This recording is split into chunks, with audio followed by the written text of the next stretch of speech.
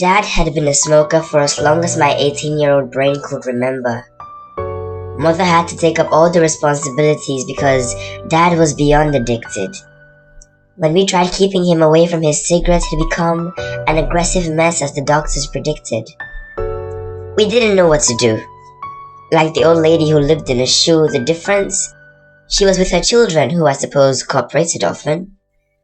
Cause living with a father who never stayed in his natural states was awful. Living with him was real danger.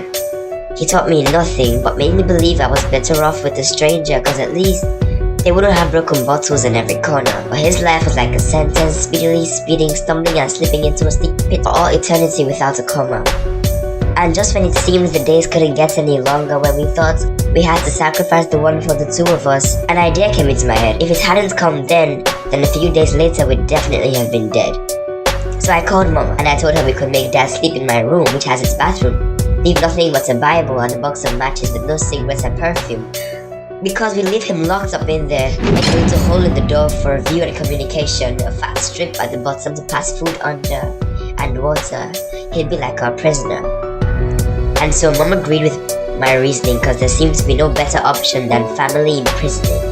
And the plan worked. We moved all his bottles to my room and I took my stuff out, and sure enough, soon enough, when he went looking about for his drinks, he found them in my room and drank them till he was all out, cold. So my mom and I went in, brought the bottles out, put all the decided items in, arranged the room and headed out. Made the holes, locked the door, tried the handle, tried it some more, went to meet Mama and prepared for his awakening. This was to be the final war. Dad slept like a child. And for some hours we had peace.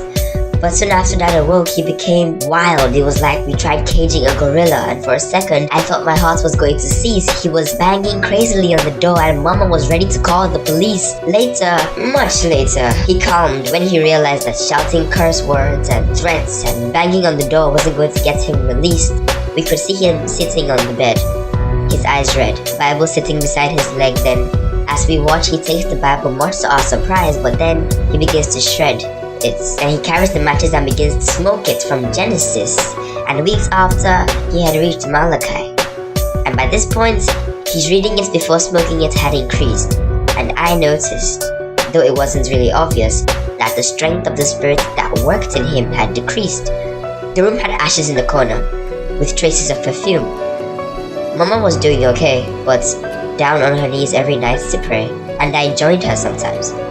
We also got some people to talk to him, like psychologists and pastors most of the time. Anyway, after another 7 days, the story had changed. He had realized many things through his own CR education. What I know is, he started smoking off Matthew but never got to Revelation. My mom was filled with silent jubilation. He learned some important stuff about forgiveness and how his constant drinking and smoking was destroying his temple.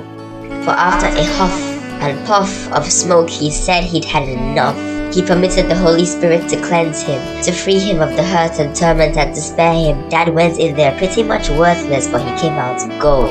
I knew the Bible was good and all, but I didn't even expect that to cure him. I learned firsthand that the Bible is more than what I've been told, because Dad had been a smoker for as long as my 18-year-old brain could remember.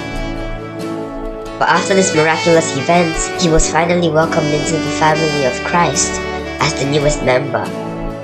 And the air was happy and finally at peace. But my anger burned against him. I tried so many times to put myself together piece by piece. I was angry for multiple reasons, like for putting Mama and I through all that pain, traumatizing me with illusions of him being insane, memories that would hurt me and never fade away, and for screwing up my mentality of what a father during childhood is meant to be, a father I would never see again, lying to me, causing me to lie to myself, saying this is how life is meant to be. But in it all, I try to understand.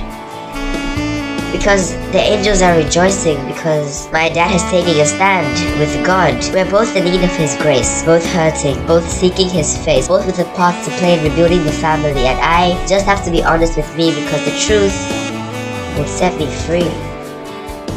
I still learned a lot really from my dad's transformation. And though he didn't stop all those habits at once, there was successive, constant, and swift reduction. Mama's really been as happy as she can be.